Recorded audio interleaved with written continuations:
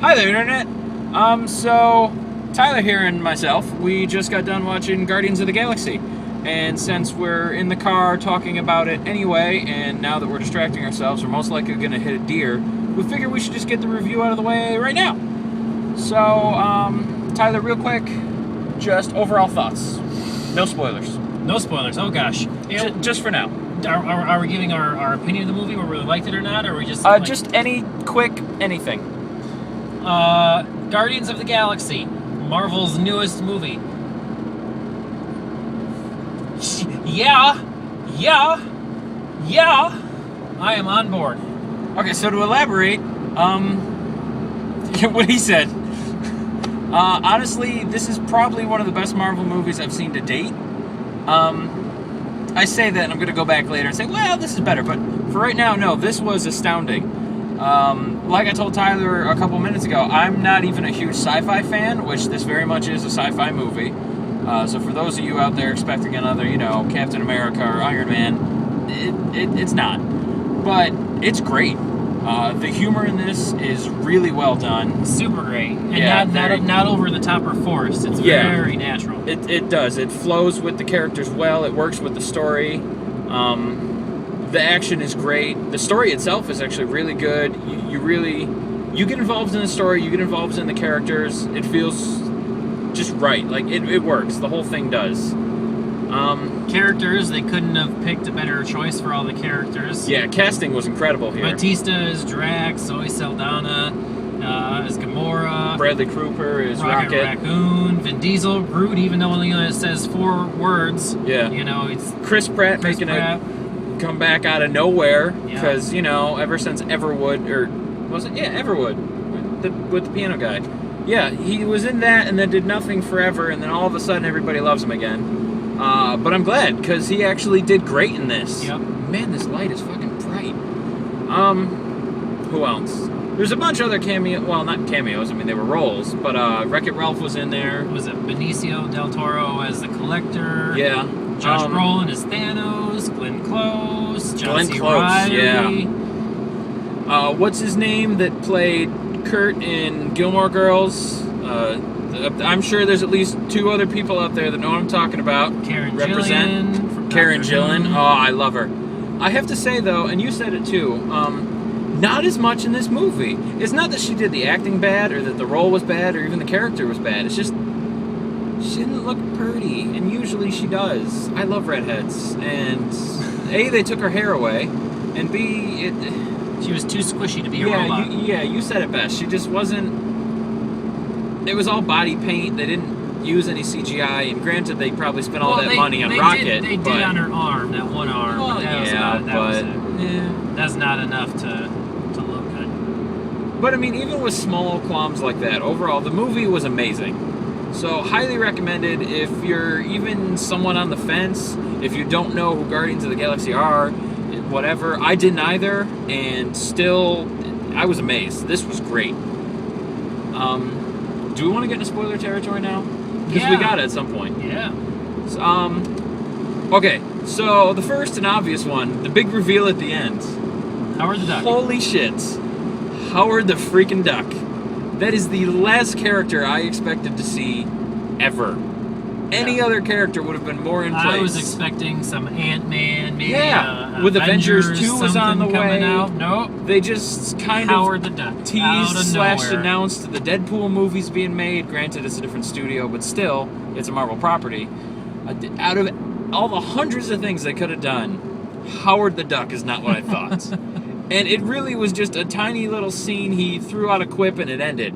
So I don't know if it's a teaser for a Howard the Duck movie, if it was just a final gag before it ended. I have no idea. Oh, but I'm sure that all the geek fan sites will be all blundered. Oh, yeah, there will be nothing but rumors. By the time this goes live, there will be entire fucking websites dedicated to Howard the Duck coming back. Howard the Duck, the new villain in Avengers Age of Ultron.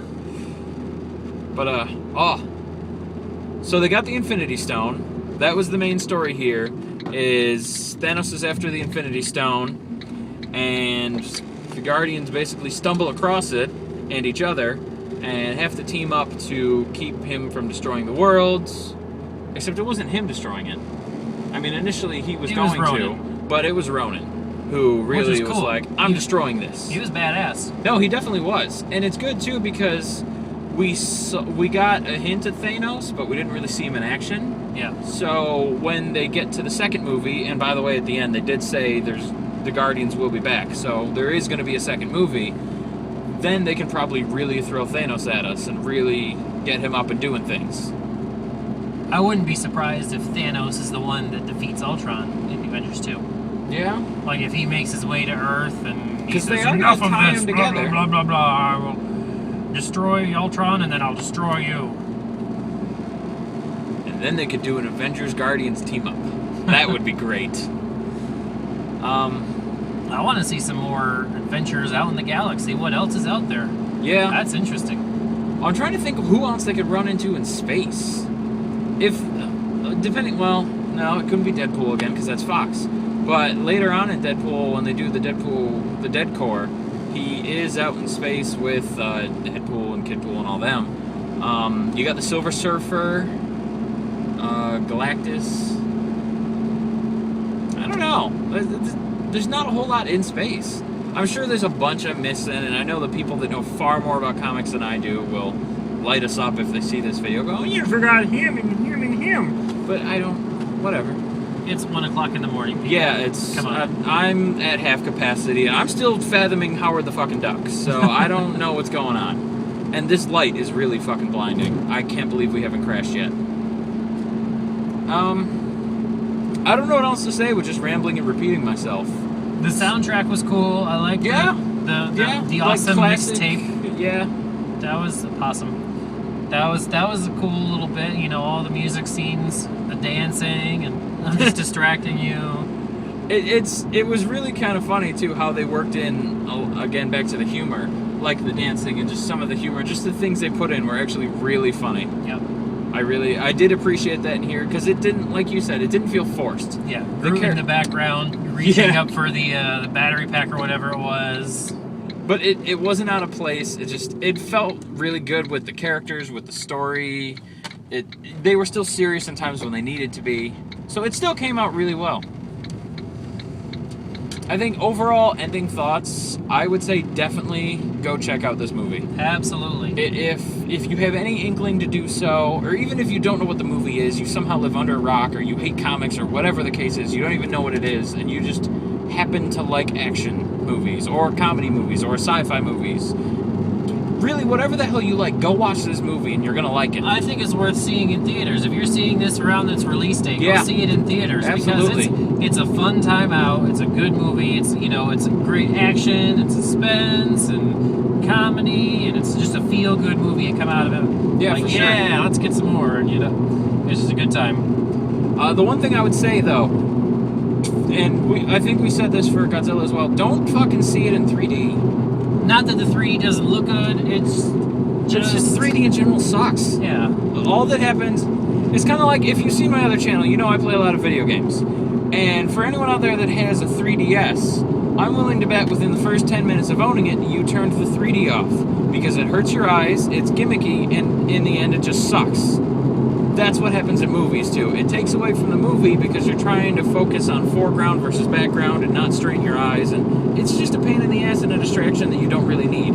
Plus it makes the movie cost $5 more. We spent $15 on our movie tickets, and that's without the cost of popcorn and other stuff that's probably going to make me vomit later. Yeah. I wish IMAX would do a version where it wasn't 3D. Yeah, that would be great. If I could still get the theater and the bigger screen and the sound, but without 3D, ideal. Yep. But 3D aside, definitely go check out the movie. Absolutely. Still a phenomenal movie.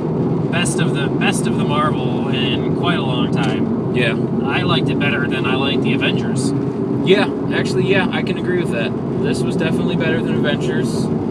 So I'll have to wait and see what they do with Avengers 2. Honestly, I think I might have even liked this more than Amazing Spider-Man 2. I think they're equal for me only because they're so different. Yeah, they are very different kinds of movies. I mean, this one was such a adventurous sci-fi epic, that's just out there, and you really had to, suspend your disbelief. Whereas Spider-Man did seem more grounded and reality-based. So I give them both credit. I liked them both equally, I think. Yeah. I'd have to go back and, wait for them to come out on Blu-ray and really analyze them to really choose, because I think they're both right up there as, the top movies,